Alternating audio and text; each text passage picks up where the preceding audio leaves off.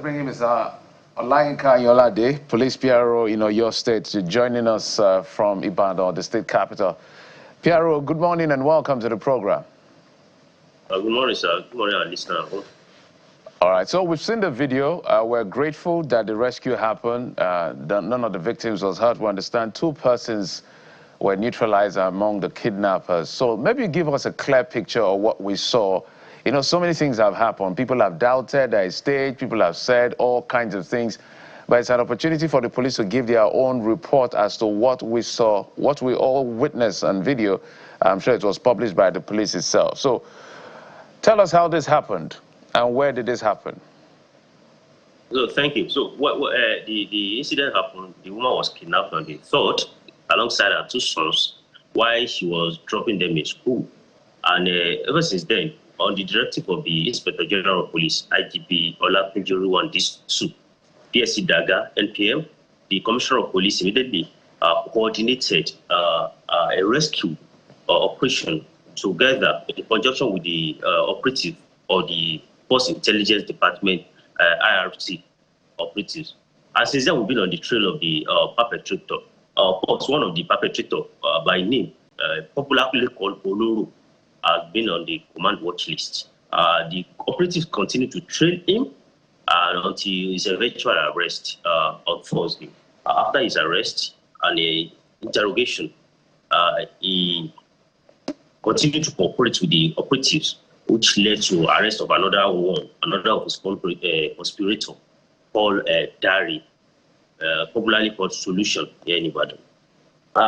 The 3 of them operated and they explained how the operation was carried out. So they began the operations around May of this month when Dari, Solution, popularly called Solution, approached a personal assistant to the family, to one of the known person in the family, and all of them conspired to kidnap the mother of the victim. And this, upon several other analysis of their digital footprints, we were able to discover that they had their lifestyle, their routines are fulfilled, and they had details of their activities. Our initial plan was to kidnap the mother. However, they realized that it was the driver that usually take them to school, and they changed their plan to go for the kids. Unfortunately for them, or luckily for them, that day it was the mother that dropped them in school, and they swung into action, adopted them, and took them to then an unknown location.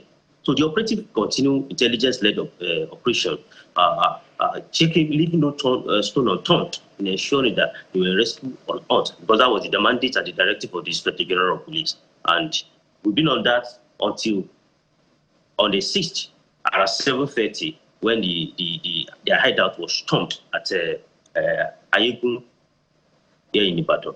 And of course, citing the operatives, one of the gang member who was on the lookout, identified by the name Kelechi, who had traveled from Lagos to come and participate in this operation, opened fire on the operative, and the operatives professionally and with tactical precision neutralized him and his the second, who was also there to give a covering fire for him. Neutralized the 2 of them, recovered their pump action rifle, and they moved into, like you see in the video that was, of course, that was gone viral there.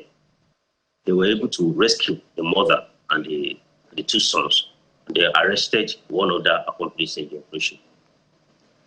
You know, this points to a trend we have seen in kidnapping such as this, where someone close to the victims or the victim is usually fingered as part of the gang or those who conspired to kidnap. So you're saying that someone close to the family was a part of this?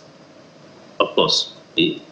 Someone close to the family who happened to be a personal assistant by name Shegun was one of those who were picked. He was the one that was first approached by Dari to let them, give them an inside information of how the family lives, their lifestyle, their routine, and all of that. So, wow. And I know that you've you're still in the process of investigating. So as they say, they're suspects. There will be the whole court process to get conviction and the rest. So what is the motive here? Because there are reports that perhaps campaign materials are found in one of the vehicles linked to the kidnappers. So is this political? Is this pure, trying to get a ransom? What exactly is the motive that you found so far? I would not want to preempt investigation. The investigation is still ongoing. The suspects are in custody. They are undergoing investigation. We are still on the trail of the rest of them that escaped, because we realized that's at the day the incident happened. 4 of them were in the vehicle, but there were 6 in number who carry out this dastardly act. We are still on the trail of the remaining 2. So I won't want to preempt investigation and say, okay, it's politically motivated, it's for financial purposes. I wouldn't want to preempt. But I will tell you that investigation is ongoing. Whatever it is, we are going to get to the root of this and ensure that this does not happen again. So from what you're saying now, there were weapons found with these, kidnappers. What do we know about how they get these weapons? And besides the insider who was part of this kidnap, who are their sponsors? Thank you. Like guys, when your colleague, as I said, the investigation is still ongoing. We are going to cut our teeth and dot our eyes. We will ensure that no tone is left unturned. That's why I said, look, these guys, whosoever that is sponsoring them, whosoever that is responsible, whatsoever connections they have, whosoever that is involved with this, they all will be arrested and they will face a court of the law. All right, so it will be remiss of us not to talk about if there are any updates of the Orire local government abductees. And over the weekend, reports have begun to emerge about the conditions for release, put out by the kidnappers, part of which would be deposit of 1 billion naira in a particular account outside Nigeria, the altering of your state laws to favor them. Confirm to us that that is the case. And is there anything else that, is an update as to the negotiations with these kidnappers? For us in Oyo State Police Command, for us the Nigerian Police Force, we do not participate in any whether ransom negotiation or not. Our own is to ensure that these kidnapped victims, these adopted people, students, together with their teacher, are rescued on lot and united with family. And those who are responsible for this face the product of the law. I wouldn't want to speak to whatever they are demanding. I'm not privy to terms of negotiations. But what I know, and I'm certain of, is that we are exploiting both options, both kinetic and non-kinetic options, and we will ensure that these kids are rescued on earth and united with family, and those who are responsible face the product of it. Let's talk about that video. Some people have said a lot of things about the video. Some said it is staged. It is, several words have been used because the boy, his countenance, he wasn't looking afraid. He was looking like he was smiling. Somebody came out from the ceiling. So give us, I'm sure you've seen the comments. What's your response to those comments? My response to those kind of comments, that people should begin to trust in the system. People should begin to appreciate the effort of the operatives, people that put their life on the line. I told you that the member of the gangs that were on the lookout open fire on the operatives. People are not even concerned about them opening fire on the operatives. The infantry open fire on the operatives who are trying to ensure that other lives are secure. These are the prices Nigerian police force officers pay on a daily basis. So people should look at that rather than trying to be sarcastic, rather than trying to look for something where it is not. For me, we were there at the scene yesterday. If it was staged, I don't think anybody will allow his family member to be taken for 5 days or so to an unknown location, and then thereafter call in some people to come on stage. I don't know if you understand that. Look, I don't want to speak to that, but I want to say one thing. People should begin against the ethnic lines and religious biases or whatsoever. People should begin to trust the system and cooperate with the law enforcement operatives who are putting their life on the line. So 2 questions in one. Who put out the video? Why was there a need to put out that video?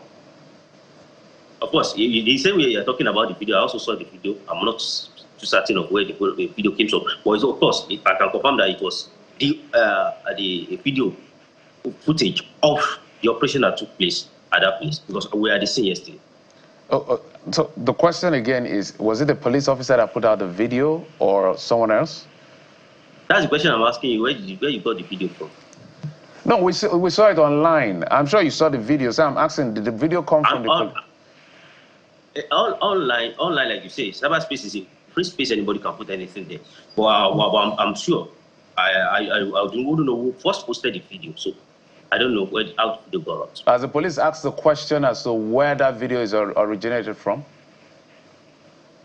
Question will be asked as video where and how the video was posted, who posted it, whether the authority was given for this person to post such a video. At least look, we have internal procedure, we have how things work here. We do our things with the rule of law, with extant law and the police act. So I would take it from you now that the police did not authorize the posting of that video. Is that what you're saying in essence? I didn't post the video, so I wouldn't know who posted the video. So that's what I'm saying. All right.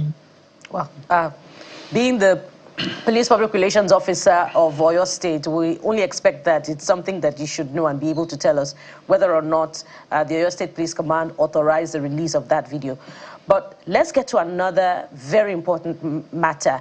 Based on the modus operandi of these kidnappers and the concern about, the increasing presence of bandits in Oyo State, in Oyo Forest, what counsel do you have, especially for residents in Oyo State, on how to be cautious, about security and how to protect themselves? Of course, I wouldn't advise anybody taking arms against the state or perhaps. But I would say definitely that everybody we need to be cautious of our environment because this like this one that was uncovered, the hideout is in the middle of a community. The house is surrounded by other houses, and nobody at any point call our attention to it. There are two activities that take place in this place, and several other incidents like that. So I would say people want to be conscious of their environment. For those of us who have aides, PA workers, domestic workers, and all of that, we should all try as much as we can to do background check on who is working with us. And for us, who drives on a daily basis, it's a thing we can do. To only check our mirror, look and see if anybody is trading us, because we have a detailed operational the operations of this gang, how they trail the family, check their lifestyle, their routines, and all of that. So for us, I would advise every good citizen should always cooperate with the police, give relevant information, credible information, timely, for us to act efficiently. However, on their own part, it owns a duty to always ensure that they are aware and cautious of their environment so as they can quickly relate whatsoever that is unusual to the police. And I want us to end this conversation on maybe some hopeful note for those who are expecting their children and family members to return as well in the Orire kidnapping. And I want you to give an assurance from the police, because for the Adelabu family kidnapping, they were kidnapped on June the 3rd, rescued June the 6th. That's 3-4 days, right? But for the Orire, it's been 3 weeks now. So I want you to give an assurance. Is the police, particularly in your state, deploying as much attention, manpower, and the rest to rescue the Orire victims as much as it did for the Adelabu family, or is it doing more? So give us that assurance so we can at least give some hope to the family members as we wind down.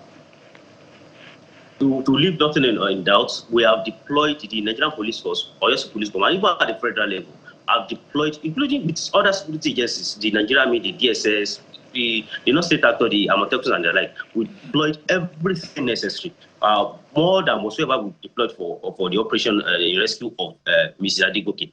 However, we assure the people of government and Oyo State at large that they should remain calm.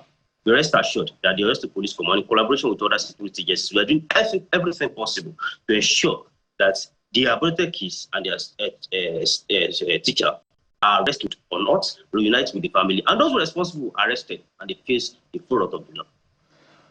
Olayinka Ayolande, the Police Public Relations Officer of Oyo State, thank you for coming on the program. We appreciate it. Thank you.